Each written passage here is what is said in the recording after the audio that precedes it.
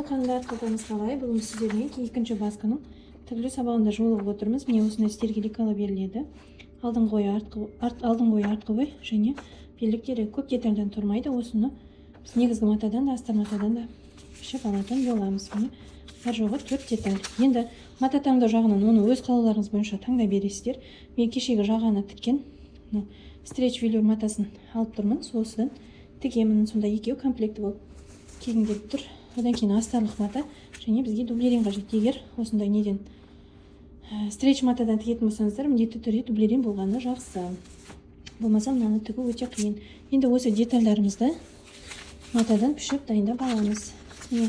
Барлығын негізгі матадан да, астар матадан да пішеміз. Екі детальдан барлығы жазылып тұр. Екі деталь. Яғни астар матадан да екі деталь, негізгі матадан да екі деталь пішіп аламыз.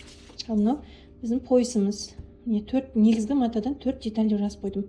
Осыдан 4-еу, ал мынадан тігісі жоқ жердің барлығын біз бүктеп пішетін боламыз. Яғни мынаны негізгі матадан 2 деталь деп жазып қойдым. Осы өзімізге қажетті детальдарымызды пішіп дайындап аламыз. Ақылға кусок матамен осылай кусок жағын жайып аламын және негізгі детальдарымызды бүктеп пішпейміз. Жаңағы тек белдігін ғана бүктейміз, ал қалған детальдарымыздың барлық жағында тігісі бар, яғни оларды бүктемей 2 детальдан пішіп аламыз. Осы алдыңғы ойдан, артқы ойдан екеуден матаны бүктеп қойып пішіп жатырмын. Және артқы ойдың белдігінен 4-еу пішіп аламыз. Сосын матаны кесіп алғаннан кейін мына жерін бүктемей етіп пішеміз. Енді мен сіздерге жағаны вышивкамен тігіп көрсеттім. Соған ұқсас узорларды осы басқаларыңызға да салсаңыздар болады. Енді басқадағы оюды көрсетпеймін. Бұған мен негізі дайын ою тіге салам ба деп ойлап тұрмын. Себебі уақыт тығыз болып тұр, кішкене жол жүруім керек. Сол себепті артық уақытым болмай тұр. Сондықтан бұған вышивка тікпей дайын оюды тіге салғым келіп тұр. Енді сәндеу жағын өздеріңізге қалдырдым жалпы. Өздеріңіздің қалайсыздар, солай сәндейсіздер. Егер жүдә вышивка тіге алмайым, бірақ вышивка тігуім керек десеңіздер, жағадағы узорларды осы бұрыштарына келтіріп, сол техникалар арқылы вышивка тігіп шықсаңыздар болады. Осындай дайын узорлар болады. Мына мен подружкам Қытайдан алып келіп берген. Осыны тіге салам деп ойлап тұрмын, бірақ жағамен екеуі комплект әдемі жараспай қала ма деп бір жақ ойлап тұрмын. Енді көреміз. Уақыт болса жақсы, әрине вышивка тіккен. Уақыттың ыңғайына қарай көреміз. Енді сіздерге вышивканың сабағын түсіріп берем деп айта алмай тұрмын. Сондықтан жанымдар, міне мынау артқы ойды барлық жағында тігісі бар, яғни осылай бөлек-бөлек 4 деталь пішіп аламыз. Енді алдыңғы ойдың белдігінен де 2 деталь пішеміз. Бұның екеуін де бүктеп алып пішетін боламыз. Мына матаны бірден 4 қабаттап қояйын. Содан бірге қиып аламын.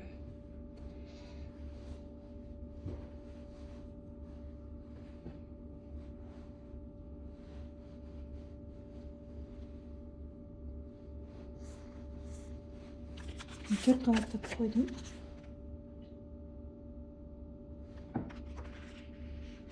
Осыны осылай қойып.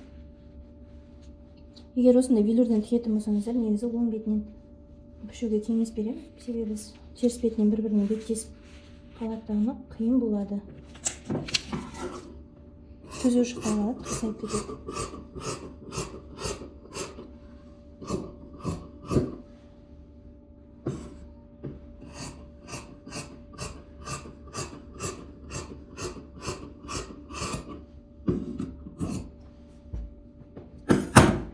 Бірден 2 деталь. Енді осы белдіктердің қажеті жоқ. Мына алдыңғы ой, артқы ойды 4 детальдан, астар матадан және дублериннен қиып дайындап аламыз. Қандар, барлық детальдарымызды біз пішіп алдық. Матадан, астар бөліктен, дублериннен. Енді соларды құрастырып тігуге кірісеміз. Тікпес бұрын ең алғашымен осы дублеринімізді негізгі матамызға жабыстырып алуымыз қажет.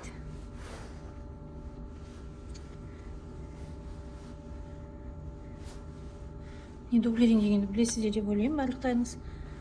Клей бар мата, клей бар жағын осылай матаның бетіне қоясыз. Үстін ыстықпен басасыз.